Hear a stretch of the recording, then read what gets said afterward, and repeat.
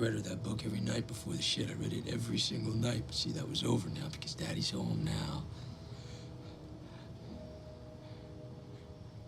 She looked at me and she begged me, Red. She begged. She begged.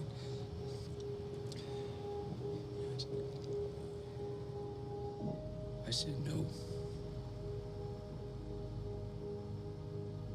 Daredevil Season 2 is at its best whenever Frank Castle, aka the Punisher, is involved. So it shouldn't come as a surprise its finest scene is between Daredevil and the anti-hero. The one in question is from the 4th episode of the season, Penny and Dime. After Daredevil saves Castle from the remaining kitchen Irish, he carries Frank to the cemetery, where the former Marine says he's thinking of cashing out. While waiting for the cops to arrive, the fellow vigilante asks him about the rhyme he says before pulling the trigger. And this is where we see the true humanity of the man New York City, dubbed the Punisher, spill out. For about 8 solid minutes, the writing along with Bernthal's perfect performance creates one of the most engrossing scenes in the whole show, and it's just a man talking, while showing unabashed emotion and vulnerability to the other one who just listens. The nuances and complexities of a mass murderer are put on full display as Bernthal's voice and face communicate a whirlwind of emotions to Daredevil.